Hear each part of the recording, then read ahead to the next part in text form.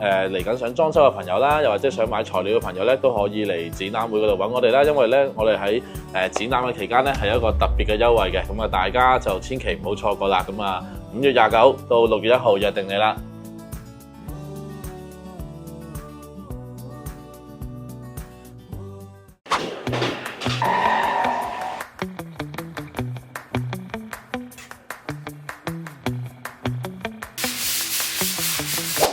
Hello， 大家好啊，羅亞瓷磚阿 Will 啊，咁今日咧同大家講下裝修嘅。咁最近啦，睇新聞都會見到好多裝修唔愉快嘅事件啦，甚至乎係爛尾嘅事件啦。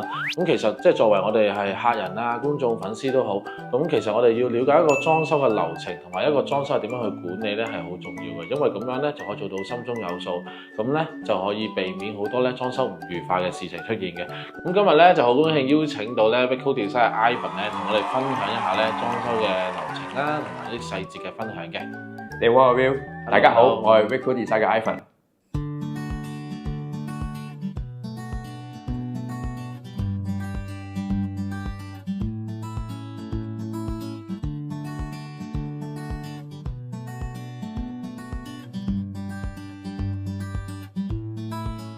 好 ，Ivan 啊，咁針對呢個唔愉快嘅事件啦，或者可能係去緊爛尾嘅過程之中咧，其實有邊一啲位置係最容易出現溝通嘅問題啊，或者係即係容易出現爭拗咧？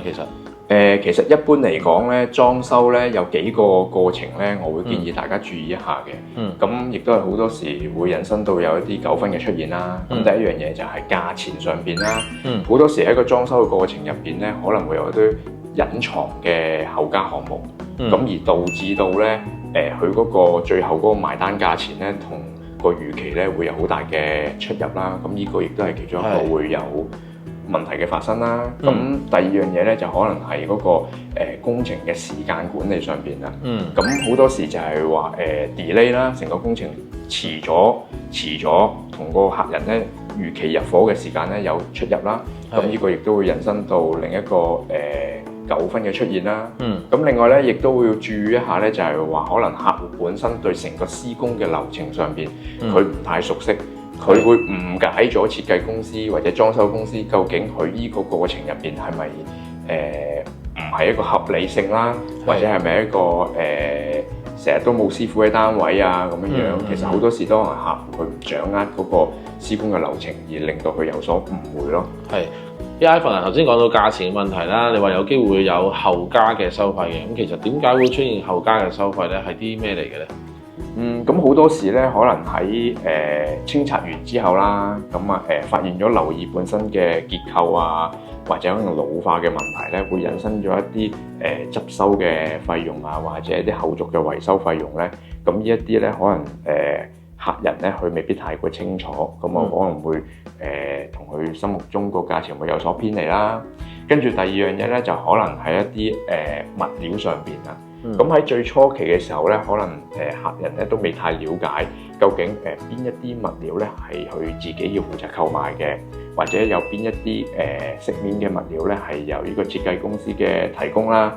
咁所以呢一方面咧都要同設計公司喺早前已經要溝通清楚啦。咁另外一方面咧，就係可能都關乎設計上面嘅問題，就係話可能有啲設計師本身佢一起手同個客人溝通嘅時間咧，佢對本身嗰個地盤上面嗰個或者佢嘅單位咧嗰個了解程度唔係太夠，咁變咗咧喺佢個設計嘅過程入邊咧，有啲俗稱我哋叫做落唔到地嘅現象。咁當拆晒所有嘢，啲家私清走晒嘅時候咧，就發覺原來本身個單位個設計係唔能夠按照佢原本嘅設計嚟去做施工㗎喎。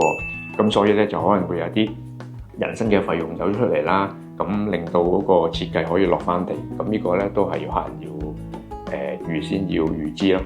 好啊好啊，咁我想問下，譬如啱啱你話設計落唔到地嗰度啦，咁呢個係即係工程開始咗先至會發現嘅。好多時都係開始前期咧就未必發現得到嘅，因為正如我頭先所講啦，咁設計師本身佢可能對嗰個工地上邊未太了解個結構，咁所以咧當喺施工嘅期間咧，一拆完晒所有嘢咧，佢就發現咗可能有啲位置，咦呢啲做唔到喎，咦嗰啲冇辦法去咁樣做嘅喎，或者嗰啲電箱咁都冇辦法移到位嘅咁咪變咗可能要改設計咯。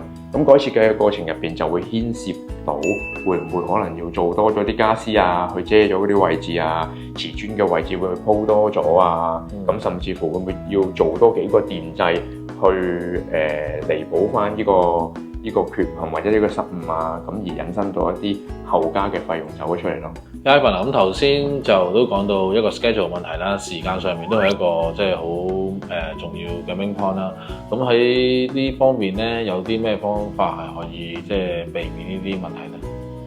咁首先咧，好多嘅公司咧，喺當客戶確定咗個報價單啦，以至確定埋個設計嘅時間咧，咁通常咧都會出翻一份詳細嘅排程表，一個施工時間表俾客人去確定嘅。咁當中咧應該係列明晒咧唔同嘅細項目，例如泥水幾時完成啊，清拆幾時完成啊，咁油漆幾時完成啊。咁通常如果有一個詳細嘅項目，而喺客戶監察嘅過程入邊，確定到個項目都係依時進行嘅話咧，咁好大機會咧，其實都唔會有 delay 嘅現象啦。但係其實即係呢個裝修 schedule 應該做設計公司都係一個即係叫做 basic 啦、基本啦，應該係要有嘅嘢啦。咁但係點解都會有呢個 schedule 都會即係 delay 咧？咁其實 delay 咧有好多嘅原因嘅。咁首先咧，可能咧好大機會啦嚇，就係可能係本身設計公司或者一個裝修公司，佢本身個團隊唔足以應付佢手頭上好多嘅訂單啦。咁導致到咧，其實佢嘅人手安排上邊咧，去失衡咗，咁咪變咗好多時有啲細節嘅項目佢冇辦法去處理得到，導致有 delay 嘅現象啦。咁第二個原因咧，就會係可能係究竟最前期我初頭提過，可能喺個前期嘅設計上邊，會唔會有落唔到地嘅現象啊？當施工進行到中段嘅時候，就發現咗佢本身嘅設計根本上都唔能夠去有效咁樣施工，而導致中段咧就要做一啲修改設計，又要再客戶要重新再確認個效果，個設計嘅時間咧會引申到一啲唔同嘅時間會多出嚟，就導致會有 delay 嘅現象啦。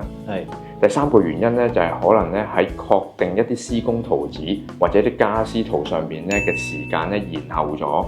引申到咧，我哋喺上廠生產家私圖嘅時間咧，生產家私嘅時間咧，工廠咧未能夠有足夠嘅時間俾工廠生產，導致咧家私延後咗落去單位嗰度啦，而引申到會有遲嘅現象啦。咁第四點咧就可能有時客戶咧佢喺施工嘅中段啦，佢會修改一啲前期定好咗嘅設計，而導致到咧成個地盤咧或者成個工程嘅運作咧就停頓咗落嚟，呢啲都係會令到有延誤嘅原因啦。明白。Ivan 咁頭先你都講到一個裝修嘅工程管理好緊要啦，但係我成日都有時會聽到啲客人講咧，話其實上到去單位咧裝修嘅時候發現冇師傅喺度喎，其實係發生咩事咧？咁其實呢個情況都經常會見到嘅，咁大家亦都唔需要太擔心啦。正如我頭先所講啦，咁正常一間公司應該喺裝修嘅前期咧已經係提供咗一個施工時間表，咁入邊應該好多唔同嘅細節。咁只要咧喺個施工嘅過程入邊咧，公司能夠按照翻入邊唔同嘅細項嘅時間咧去完成相關嘅項目，咁相信咧問題都唔大嘅。因為始終你哋要明白啦，就係唔同嘅工序嘅銜接當中咧，其實都會有個銜接嘅過程。咁嗰個階段咧，會可能設計師會上去檢查啊，或者師傅與師傅之間嘅溝通上邊咧，亦都需要一啲時間去進行嘅。咁所以每一個環節上邊咧，會有幾天嘅真空期咧，咁亦都唔出奇嘅。咁其實而家已經比以前好多啦，因為個通訊軟件咧都非常之發達啦，咁樣。咁例如一啲 WhatsApp 啊，或者微信嘅群組咧，咁正常而家好多設計公司或者裝修公司咧，其實佢咧喺嗰個施工前期咧，已經會同客人咧開咗一個群組啦。咁例如我哋公司咁計啦，或者其他公司咧，咁佢哋喺設計師以外咧，亦都會有一個 PM 咧去協助跟進地盤嘅細節同埋施工嘅安排。咁好多時咧都會拍翻一啲單位嘅施工照片啊，或者一啲進度照片咧，咁提供落去群組入邊，咁俾客人咧可以了解翻相關嘅進度啦。咁如果客人睇到嗰個進度其實都符合翻本身大家開頭定好咗嘅排程時間嘅話咧，亦都冇太大嘅偏離嘅話咧，咁其實就可以放心。嗰個地盤相信咧都唔會有呢啲嘅現象咯。Ivan 都講咗咁耐啦，咁有冇一啲實例可以俾我哋去現場度睇睇？你即係一個裝修嘅流程應該點樣去管理啊？咁我哋可以睇睇嘛。咁啊，好啊，我帶大家去我哋嘅地盤嗰度望一望啊。好啊，好啊。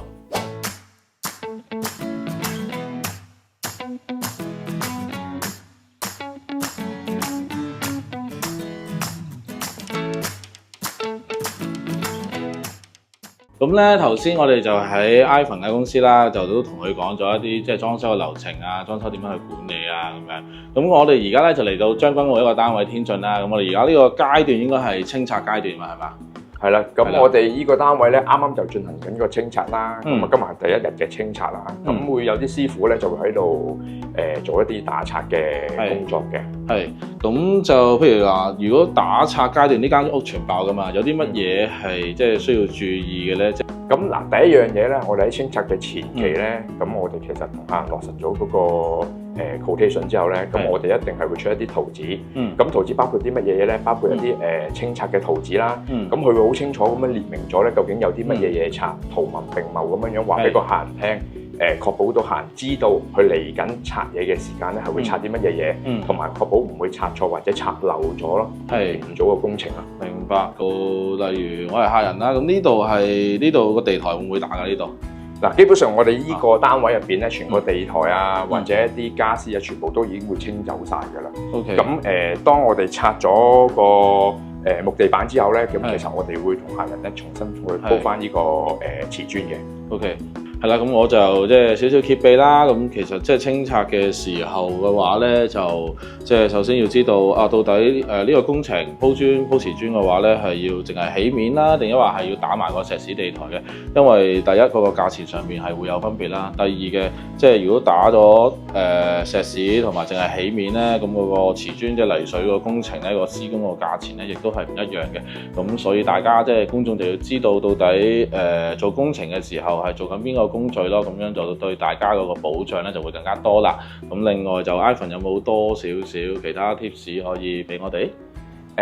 咁如果有一啲客人咧，可能佢個單位係比較新啲嘅，佢可能淨係想去鋪砌呢個地台啦，可能佢其他嘅裝修上面都未必做嘅，可能佢唔會做個廚房啊、廁所啊，或者唔會換一啲門嘅時間咧，咁嗰個咧就要留意翻少少嘢啦。第一樣嘢就係話，因為你拆咗個地台之後咧，其實佢砌咗個泥水地台，會同佢原有嗰個泥水地台嘅高度會有分別嘅。係一定啦。咁所以咧，佢可能咧有機會需要去換門啊，或者去界一啲門腳嘅位置啦。咁呢度第一樣嘢可能會牽涉一個收費啦。咁第二樣嘢咧，可能喺施工上面要同阿師傅溝通清楚，因為呢啲就係好多客人咧會遺留咗個項目啦。咁亦都可能留意下啦，佢地台入邊本身可能會有一啲雲石嘅吸嘴啊，或者一啲原有一啲雲石個客人可能唔想換嘅，或者可能要追一啲本身佢已經有嘅地台飾面。咁而嗰啲咧，亦都係留意翻磚嘅厚度啦。如果唔係佢個厚度鋪得唔好嘅時候咧，就可能會有高低級嘅現象。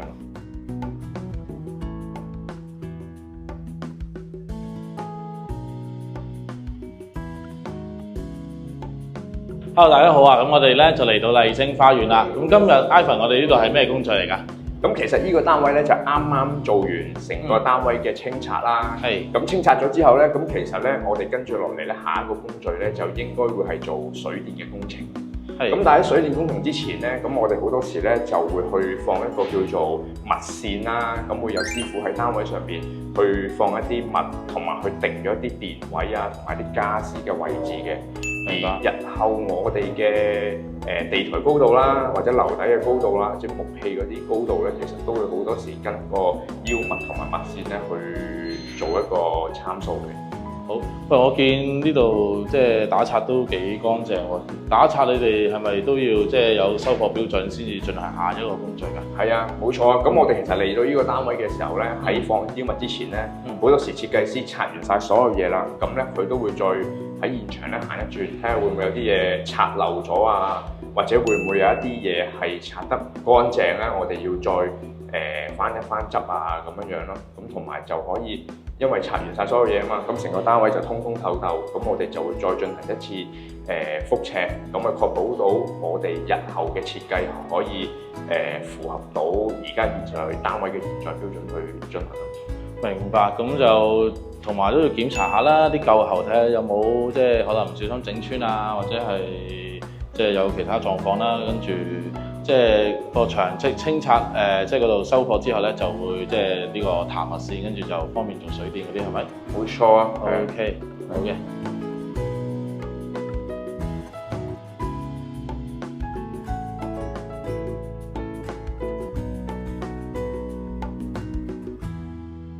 好 ，hello 大家好啊！咁我哋而家又嚟到另外一個裝修單位啦。呢度咧就係土瓜灣嘅奧雲峰嚟嘅。咁 Ivan 啊，可唔可以講下呢度而家去到係咩工序嚟咧？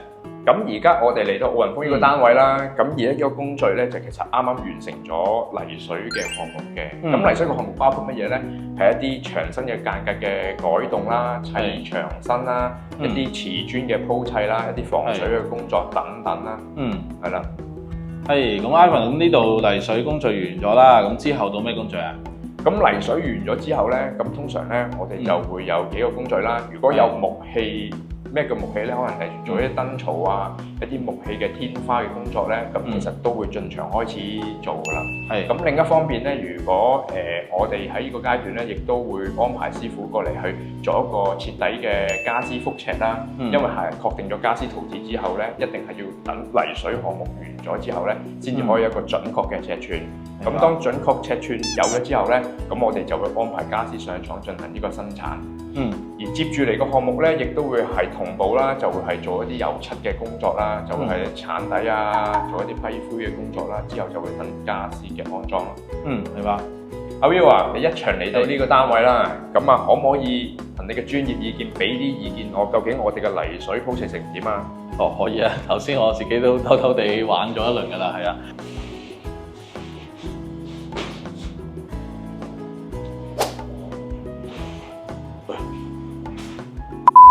咁就主要其實即係泥水咧，就一般都即係第一要睇嘅咧，就係睇個平整度啦。咁就即係啲平整度，即係摸落去會唔會話有一個明顯嘅即係突出嚟嘅位啊，或者係界手嘅位啊，咁你明顯突出嚟嗰啲位，當然係 OK 啦，要做過啦。咁但係即係始終佢瓷磚呢啲都係即係手工啦，咁亦都會就受呢個天氣嘅影響，咁即係乾咗嘅時候咧，即係有機會鋪嘅時候咧係好平整嘅，又用揸平器啊咁樣。咁但係佢乾咗嘅時候咧，都會即係受到物理影響咧，乾咗先知道最終嗰個完成面係點樣噶嘛。咁所以一般嚟講嘅話咧，即係我哋就撳一啲呢啲 join 呢啲 T 字 join 嗰啲位咧，會唔會話有明顯嘅凹咗落去啊，或者有啲塊突咗出嚟啊，摸落去會界手啊咁樣，即係好明顯嘅界手就嗰啲就唔得啦。咁但係你話正常摸落去咧係即係順滑嘅，唔會話有太明顯嘅感覺啊。咁其實嗰啲就已經係即係 OK 噶啦，即係呢度都鋪得好好啊。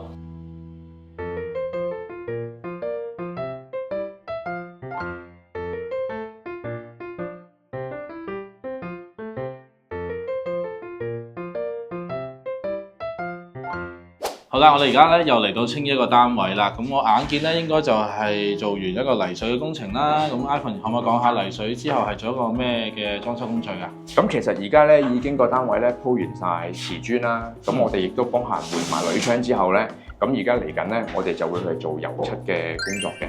我明白，我見到師傅而家應該係批緊灰啦。咁批灰之前其實係咪個底都有啲嘢要處理㗎？哦，係啊，通常正常嘅工序入邊咧，我哋鏟完個面油同埋鏟完個底之後咧，咁我哋咧就會做一啲缸油啊，或者俗稱一啲叫絲乸嘅絲乸水啦，個底度啦，然後就會開始批灰咯。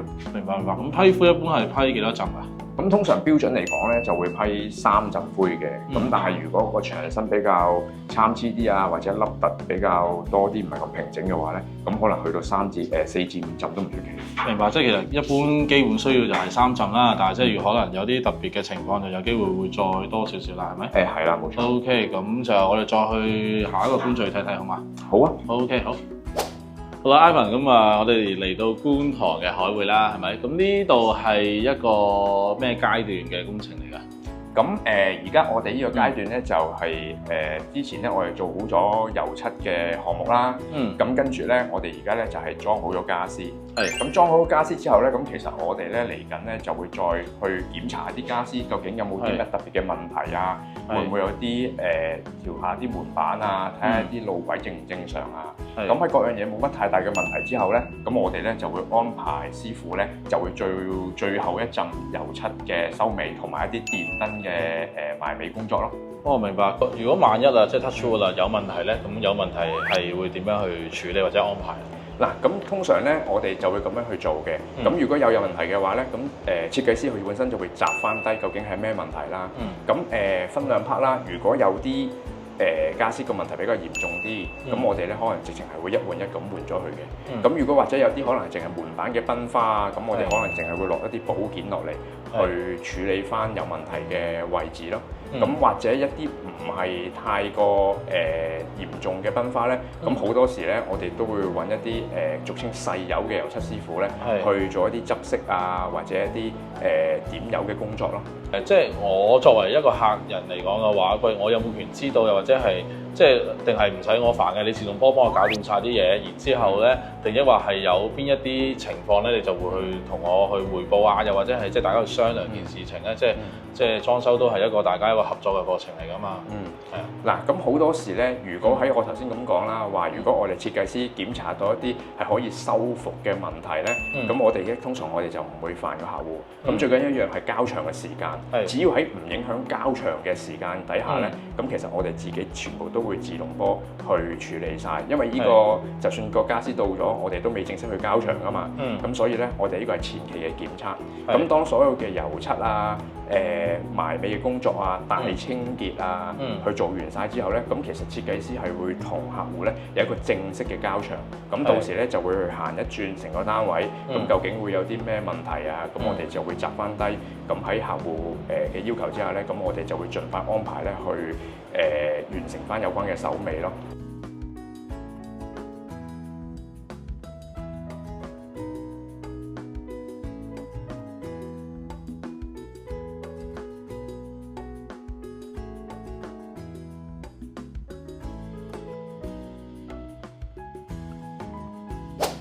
我哋又嚟到另外一個地盤啦，呢度係帝舵灣嚟嘅。咁啊，見現場都完成到七七八八啦。Ivan 而家係一個咩工序嚟㗎？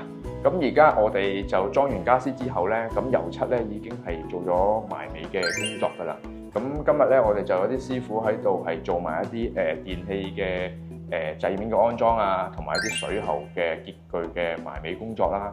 咁稍後個過程咧，就係可能我哋做完呢個工作嘅時候咧，就已經開始可以進行家私嘅電器安裝，同埋一啲清潔嘅安排咯。明白，即係都係尾聲嚟㗎咯喎。算係尾聲㗎啦，係。喂，我啱啱嚟到咧，見到呢啲係咪藝術漆嚟㗎？幾靚喎！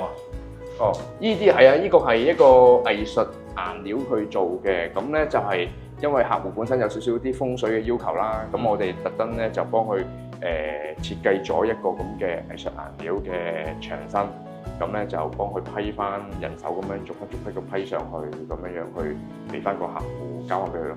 明白，呢個幾靚啦！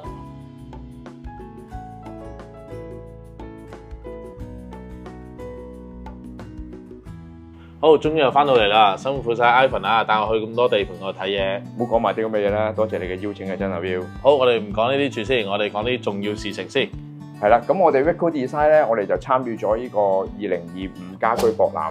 咁嚟緊咧喺呢個5月29號至到呢個6月1號咧，我哋就會喺灣仔會議展覽中心咧嗰度參展嘅。係啦，咁到陣時咧，我哋樂亞瓷磚啦，同埋 Rico Design 都會有一個合作嘅。咁如果大家想嚟緊想裝修嘅朋友啦，又或者想買材料嘅朋友咧，都可以嚟展覽會嗰度揾我哋啦。因為咧，我哋喺展覽嘅期間咧係有一個特別嘅優惠嘅，咁啊大家就千祈唔好錯過啦。咁啊5月29到6月1號約定你啦。好，拜拜。拜拜。